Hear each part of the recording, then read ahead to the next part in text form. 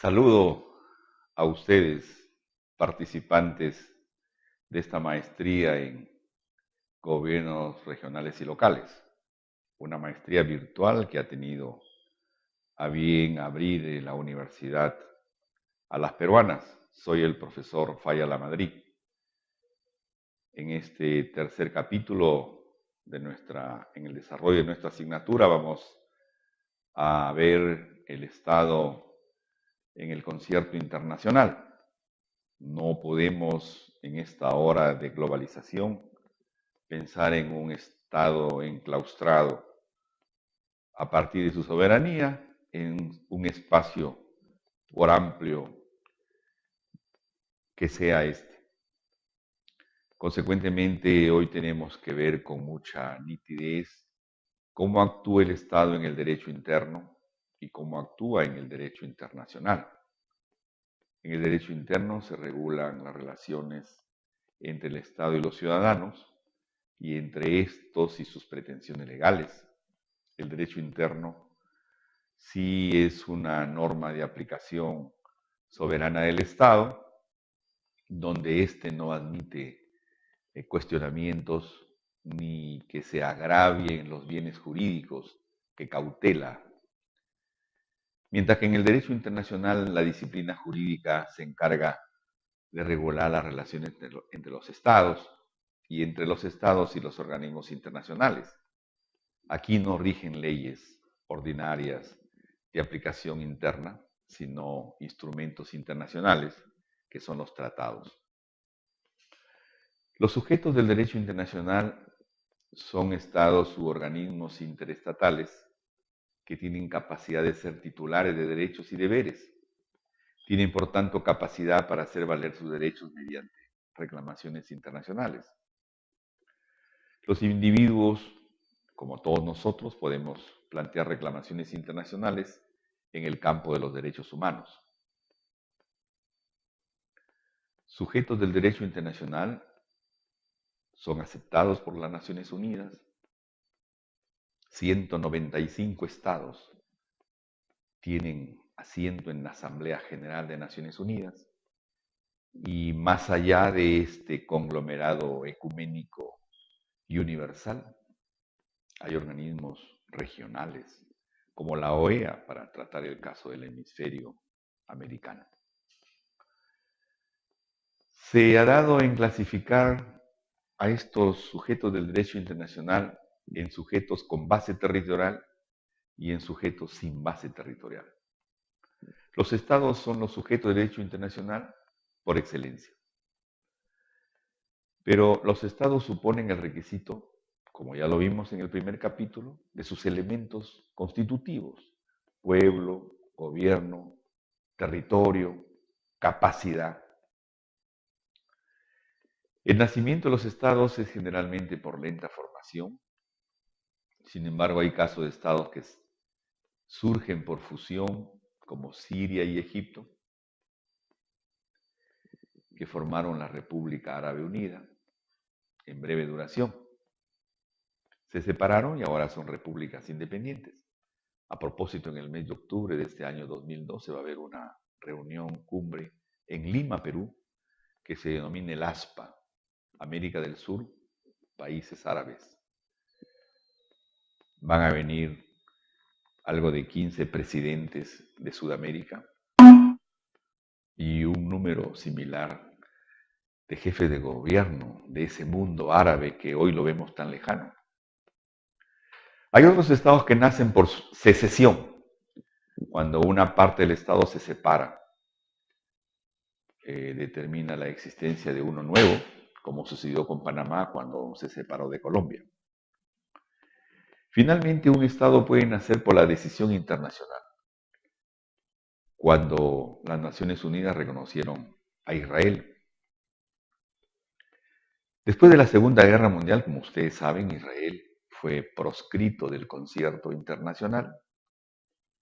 Pero ahí donde hubo nación, ahí donde hubo patria, ahí donde palpita el anhelo de volver a ser, de reencontrarse, los judíos, acaso caminando por el mundo, al final llegaron a ser reconocidos una vez más, salieron de sus guetos y hoy forman el Estado de Israel.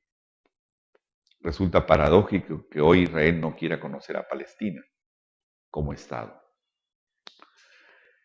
La Santa Sede, por excepción, es un sujeto de derecho internacional con base territorial. Los estados han convenido en dar a la Santa Sede esa calidad jurídica.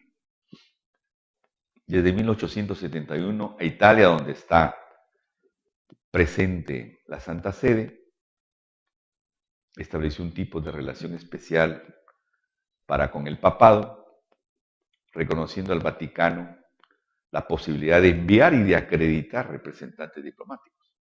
Aquí en Lima, el representante del Papa es el decano del cuerpo diplomático.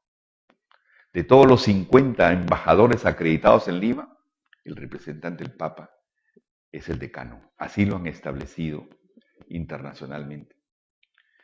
Lo que ha venido siendo aceptado por todos los estados, por la participación, por el aporte del Estado, de la Iglesia en la formación de la personalidad de la nación, así dice nuestra Constitución del Estado. En tanto que los sujetos de derechos sin base internacional son los organismos que componen los mismos estados para propósitos específicos destinados a ocuparse a tareas propias. La presencia de las organizaciones internacionales en el mundo actual ha desarrollado una nueva modalidad en las relaciones, tradicionalmente llevadas a cabo en el campo bilateral y ahora en forma multilateral. La UNESCO, que es la Organización de las Naciones Unidas para la Educación y la Cultura, la FAO, que es la Organización de los Estados para la Promoción de la Agricultura, y así organismos de naturaleza también educativa, financiera, el Fondo Monetario Internacional, el Banco Interamericano, organismos que los estados son suscriptores, le sostienen y apoyan, incluso presupuestalmente. La OMS, la Organización Mundial de la Salud, hoy embarcada en ese programa del genoma humano, el Estado peruano aporta para que esa investigación sea un éxito. Son sujetos de derecho internacional sin base territorial. Entre los principales sujetos de derecho internacional estamos lo que hemos señalado,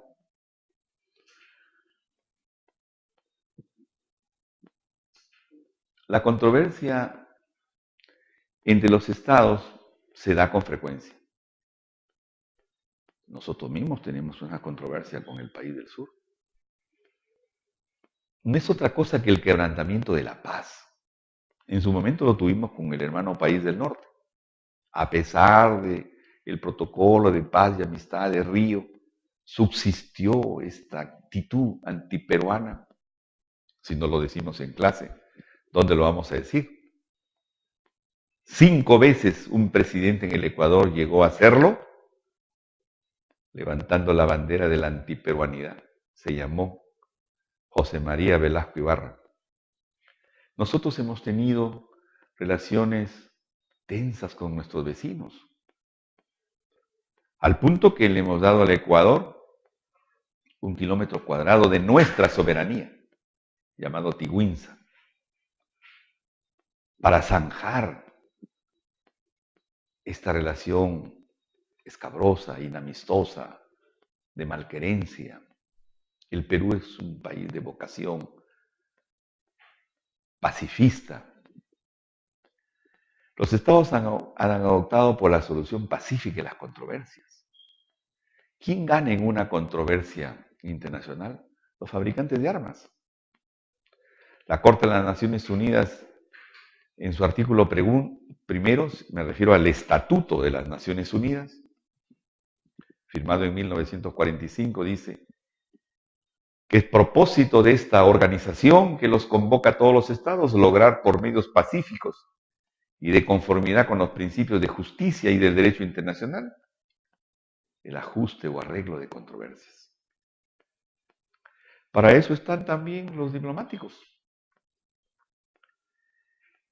Esta solución pacífica está definida como una política de los estados para alcanzar la seguridad colectiva y la paz. Después de la Primera y la Segunda Guerra Mundial, con todo ese pasivo que dejó de muertos, de exterminio, de refugiados, los estados han tenido en el desarme una política acertada, mediante el recusamiento y el abandono de la fuerza. Desde el término de la Segunda Guerra Mundial, sin embargo, se han producido 150 guerras después de la Segunda Guerra Mundial. No en las dimensiones que tuvo la Segunda Guerra, del 39 al 45 del siglo pasado, y que terminó con 2 bombas atómicas soltadas desde lo alto por un avión americano en Hiroshima y en Nagasaki, con efectos de contaminación que hasta ahora en el Japón es un flagelo, con la consiguiente mortandad de sus connacionales, la pérdida de recursos económicos. Y el desarme se abre cada vez más en la comprensión de los pueblos, definida como la política de los estados para alcanzar la seguridad. El Departamento de Asuntos del Desarme de las Naciones Unidas ha emprendido una campaña de difusión en favor del desarme. Hoy se reconoce un derecho del desarme. La diplomacia. Alguna vez le escuché decir al exministro de Relaciones Exteriores, José Antonio García Belaúnde, los diplomáticos hacemos una labor de carpintería y después los jefes de Estado en reuniones cumbres suscriben las declaraciones, los tratados. La negociación que hacen los diplomáticos en nombre de sus estados lleva adelante los términos de un protocolo, de un tratado.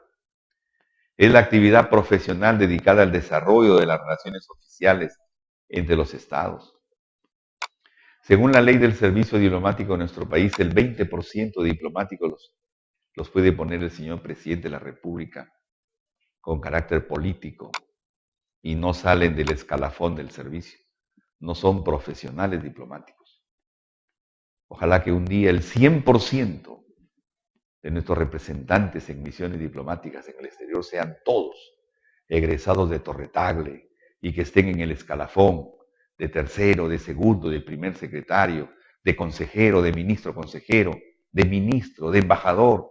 ¡Qué línea admirable que cumplen los peruanos que abrazan esta carrera! Y tenemos que hablar de una diplomacia preventiva para que antes que eclosionen estos conflictos se vaya al entendimiento. Son las medidas desplegadas por el servicio diplomático para evitar que sufran controversias, así como evitar que las controversias existentes se transformen en conflicto. Una controversia que sea motivo de un arreglo y no llegue a un conflicto. La solución pacífica, como hemos lo dicho hace unos minutos, es tarea de los diplomáticos, es deber del Estado. La negociación es una forma de solución pacífica, es el trato directo que asumen los Estados. Envían a sus plenipotenciarios, abren una mesa de diálogo y acercan posiciones. Los buenos oficios es la intervención de un tercer Estado, pues generalmente dos estados en conflicto rompen la comunicación. La mediación es la acción de una tercera potencia que participe en el diálogo. En los buenos oficios simplemente los acerca a un tercer país, pero en la mediación ese tercer país participa en los acuerdos. Sin embargo, no es obligatoria las conclusiones y los estados pueden seguir manteniendo su posición a veces intransigente. La conciliación es la convocatoria a una comisión de personalidades integrada por 3 o 5 miembros que va a estudiar el litigio y a comprobar los hechos, materia de controversia, y sugiere una solución. Pero sin embargo no tiene obligatoriedad jurídica. Es ahí que los estados de pronto dicen no tenemos más que ir a una corte. Y la llamada es la Corte Internacional de Justicia. Es el órgano judicial principal de la ONU y sus funciones están reguladas en un estatuto. Su vigencia constituyó un decisivo avance en la afirmación del derecho internacional. Está compuesta por 15 miembros. ¿Qué compete a la Corte? La interpretación de los tratados. El conocer de todo hecho que constituya violación a una obligación internacional. Es obligatorio el cumplimiento de sus fallos. En este caso sí, no hay otra solución que acatar el fallo. Nos llama la atención cuando alguien desde Chile, sea ministro o parlamentario, dice que con lo que resuelve la Corte, todavía ellos van a seguir pretendiendo nuestro mar, el mar de Grau, en los linderos que ellos caprichosamente señalan y que figuran en decretos que se dieron para la pesca entre ambos países y que no tienen carácter limítrofe. Es la Corte la que va a establecer, la Corte de la Haya, esos límites. Y los países que se someten a la Corte tienen la obligatoriedad de acatar el fallo. La Corte también puede emitir opiniones consultivas. Los regímenes jurídicos internacionales es lo que se llama las ramas del derecho internacional, conjunto de instrumentos jurídicos conformantes del derecho internacional. Pueden ser derechos humanos, derechos económicos, sociales y culturales, así como normas internacionales para la eliminación de toda forma de abuso, de tortura, de discriminación. Derechos humanos son los derechos de las minorías existentes en el orbe. Finalizada la guerra se suscribió en San Francisco la Carta, que dice: nosotros los pueblos de las Naciones Unidas, resueltos a reafirmar la fe en los derechos fundamentales de la persona, en la dignidad y el valor de la persona humana, en la igualdad de derechos de hombres y mujeres y de naciones grandes y pequeñas.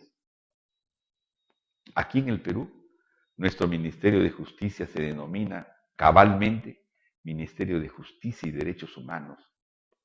En la reciente ley orgánica del Ministerio de Justicia del Perú, hay un viceministerio de Derechos Humanos y hay un plan de desarrollo de los derechos humanos que se ha proyectado hasta el 2016. El Perú apuesta por la defensa de los derechos humanos. La Comisión de la Verdad y de Reconciliación Nacional ha determinado que las víctimas del terrorismo deben ser reparadas y el Estado peruano está en ese empeño de reparación. Y hay una comisión encargada de reparar esos daños. ¿Cuáles son las fuentes principales de los derechos humanos? La Declaración Universal, la Convención de Derechos Económicos, Sociales y Culturales, la Convención de los Derechos Civiles y Políticos.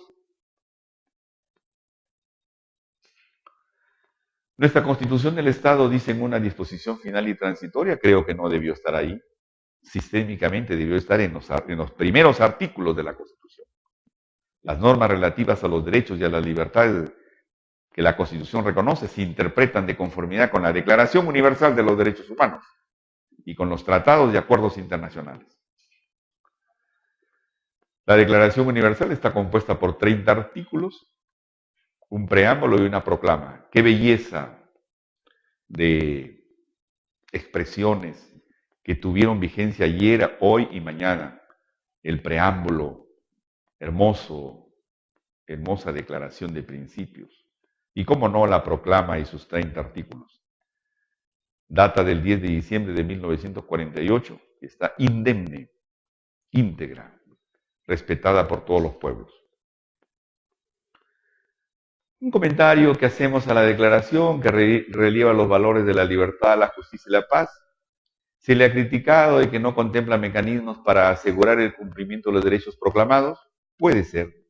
El Consejo de Seguridad, sin embargo, es el brazo armado de las Naciones Unidas.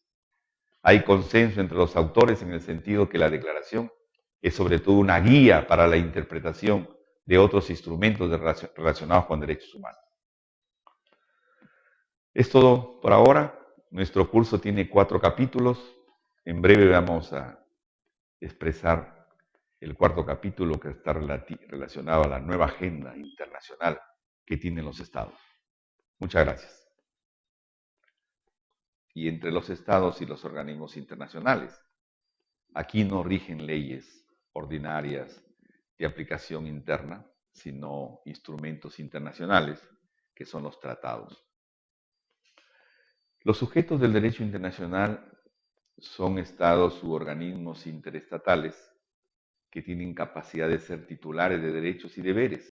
Saludo a ustedes, participantes de esta maestría en gobiernos regionales y locales, una maestría virtual que ha tenido a bien abrir la universidad a las peruanas. Soy el profesor Faya Lamadrid. En este tercer capítulo de nuestro, que sea este.